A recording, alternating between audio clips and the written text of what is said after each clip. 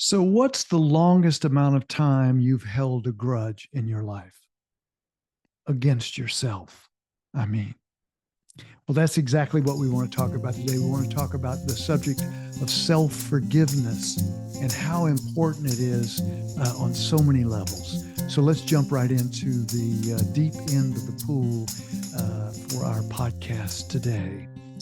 This little piece is called Journey of the Soul, and it was written by a wonderful poet and philosopher, John O'Donohue, and who we lost some number of years ago. And this was actually a prose excerpt from one of his books, Journey of the Soul, but I thought it spoke to what we're talking about today, self-forgiveness. One of the qualities, says John O'Donohue, one of the qualities that you can develop, particularly in your older years, is a sense of great compassion for yourself.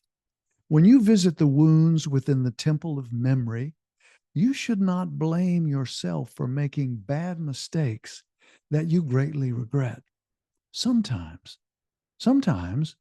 you have grown unexpectedly through these mistakes, frequently in a journey of the soul. The most precious moments are the mistakes. Say that again. The most precious moments are the mistakes. They have brought you to a place that you would otherwise have always avoided. You should bring a compassionate mindfulness. You should bring a compassionate mindfulness to your mistakes and wounds. Endeavor to inhabit the rhythm you were in at that time. If you visit this configuration of your soul with forgiveness in your heart, it will fall into place itself.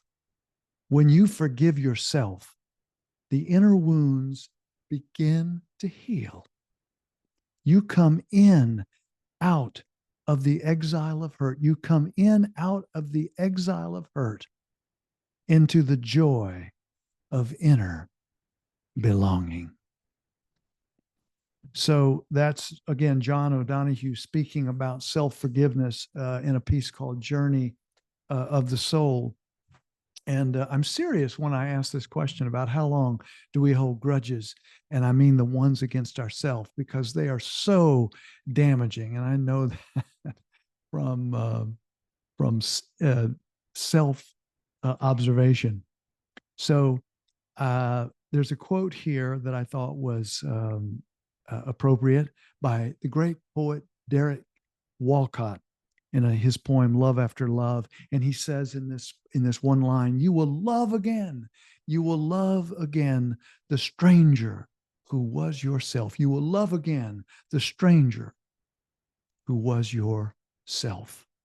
That's Walcott talking about coming back to ourselves, forgiving ourselves.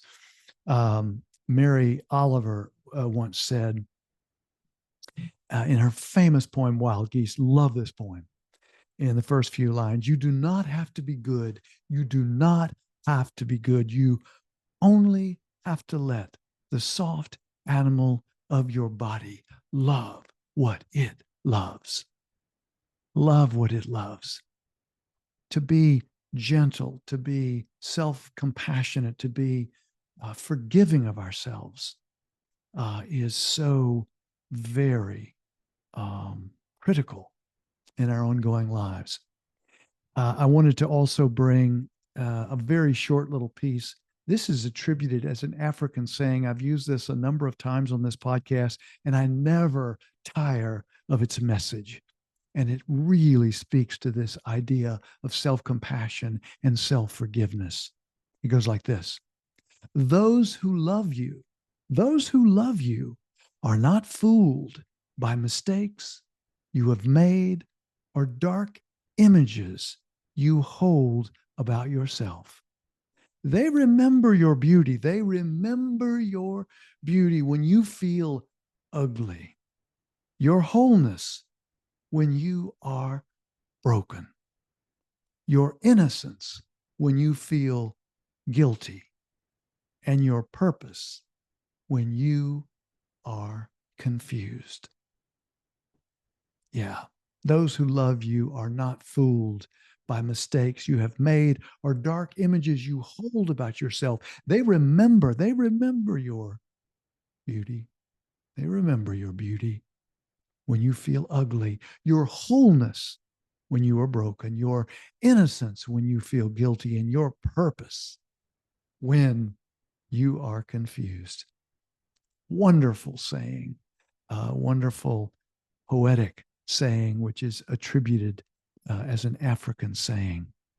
And one last little quote by the amazing poet Charles Bukowski.